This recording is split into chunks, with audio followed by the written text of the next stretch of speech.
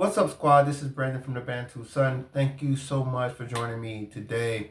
I want to hop on and talk about the quickly deteriorating relationship between President Zelensky of Ukraine and President Donald Trump of the United States. And obviously, this is rooted in the fact that one of Trump's strongest, or his first, I want to call this out. Have you noticed Trump hasn't made any foreign trips yet? I thought that was really interesting. Like, I understand he got a lot of things going on in America, but he hasn't made any foreign trips. And that really stood out to me for some reason. Because I'm trying to see, okay, where is he trying to go? Who is he trying to connect with? But he's been moving his people around. The Secretary of Defense, Secretary of State, the VP. You see Vance, you see Rubio, all moving around, but Trump is stayed stateside. And I thought that was really interesting that his second term, that he hasn't pursued to leave the country yet. So, nevertheless, one of his first foreign policy objectives has been, outside of the tariff talks, has been creating peace in the Russia-Ukraine war. This is a war that touches him deeply, and he wants to see it ended by any means necessary. I just saw a video with Kamala Harris saying such a thing, that he was going to concede to Russia with the swiftness, and this is what it looks like. At this point, it looks as though Russia is really in the driver's seat as far as peace is going, and conversations are between America and Russia. So this does two things, one in the foreground and one in the background. One in the foreground is President Zelensky is extremely bitter about not being invited to peace talks in Riyadh, Saudi Arabia. He's like, we're fighting the war. We're actually doing the work.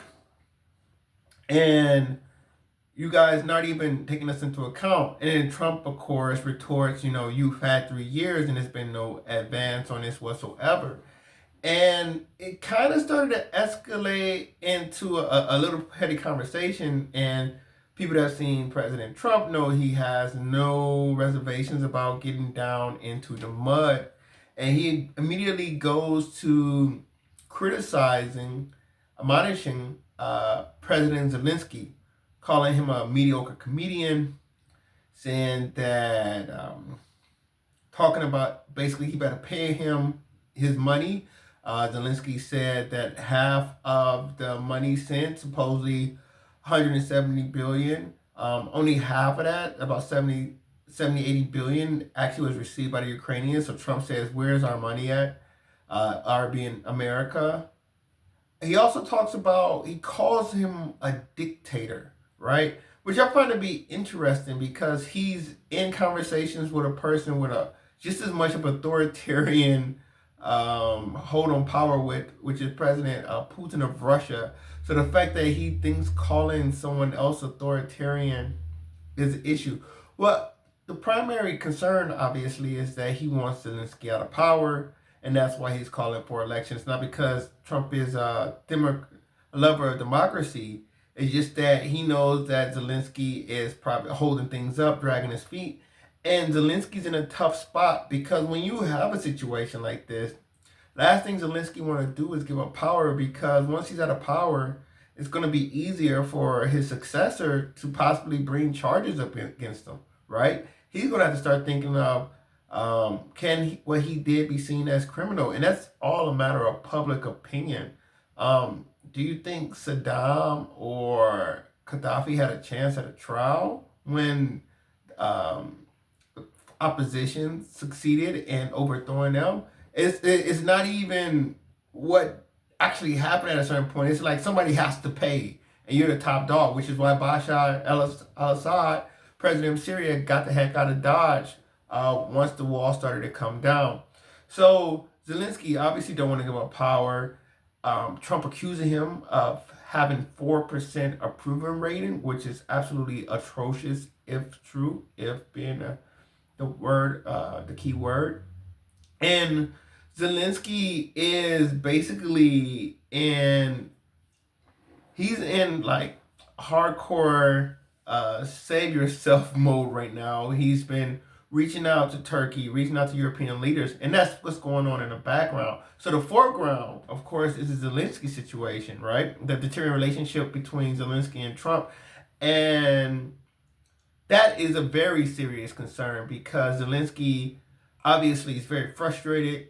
I think a lot of I think a lot of this war was probably based on his assumption that America was going to fully support him, and he probably got put in that position thinking so, and he probably just did what he was told to do by the powers that be, and now he's in a situation where everything's 180, and basically he's it looks like he's going to lose land to Russia, and I don't think the Ukrainian people are going to be very happy with that at all. So that's happening on that front. And so I'm assuming he's very frustrated. He wants to lash out at Trump, but once again, America, as President Trump says, America pulls out. That's it, lights out. That right now, America's the only thing that's holding Russians back from completely overrunning Ukraine over all these years. So that's what happening in the foreground. In the background, the problem is Europe. That's really a big issue. Starting to see op-eds being posted about what's next steps for Europe. It's time for Europe wake up call. We're on the eve on some European elections right now when the far right party is really looking to make way.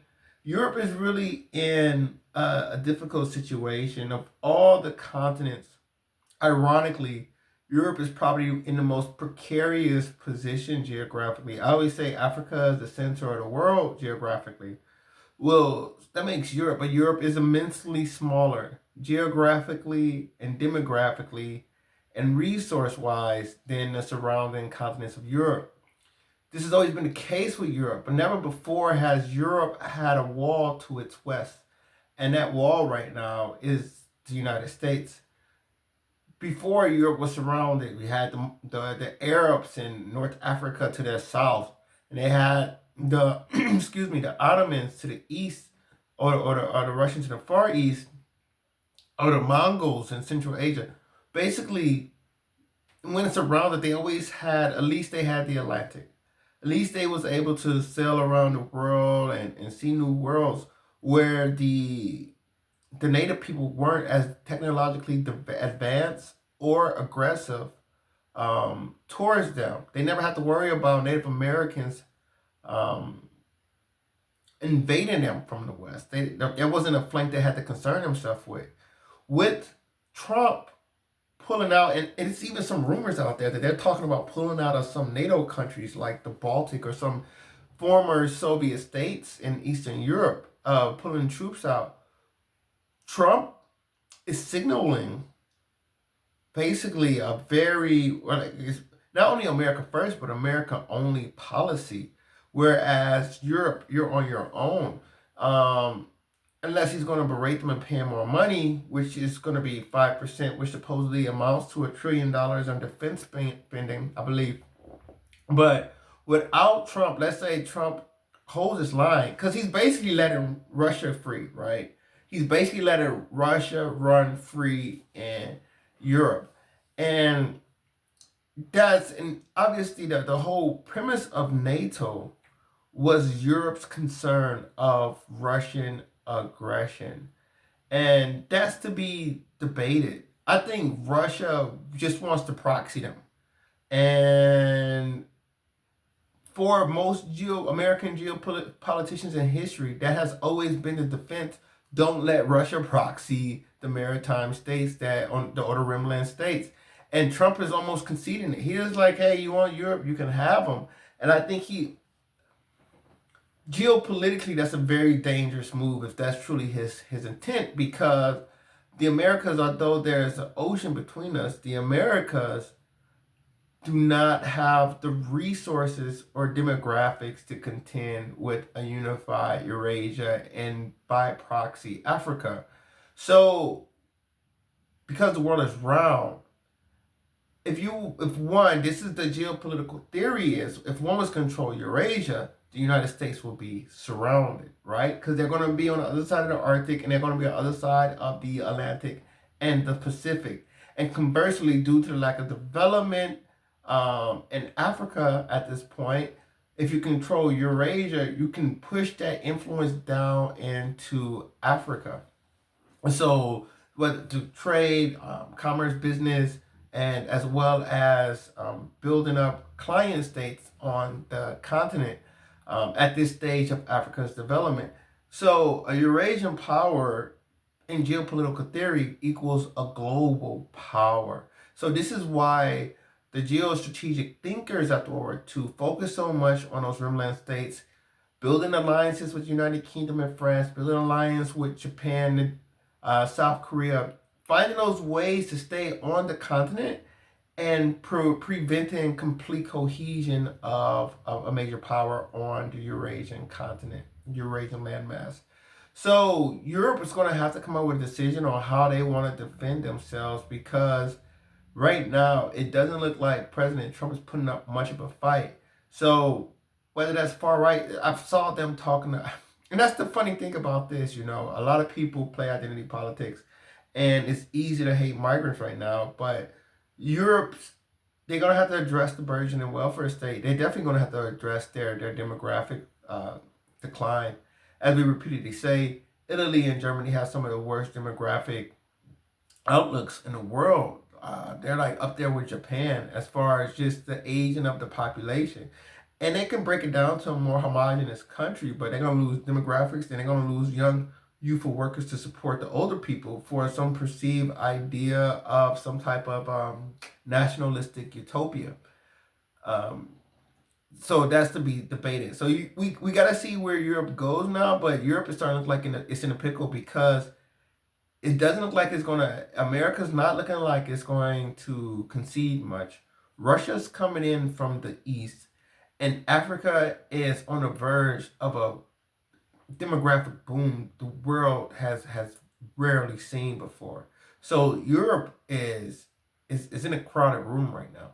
So watching the deterioration of the relationship between President Trump and Ukraine, or America Ukraine, and vis-a-vis the relationship between America and Europe, is one of the top geopolitical urgencies that's occurring right now, as the world is getting ready to see Russia strident. They're gonna have swagger after this, because I don't think I don't see what Trump is making them give up at all. I don't see the negotiation. He's a master negotiator. I wonder what he's getting on the back end, because I'm not seeing Russians, from the conversations I've heard, it's been what Russia wants, what Russia wants, what Russia wants.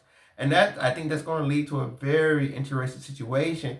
And once again, I'm waiting to see Turkey. Turkey's been laying low.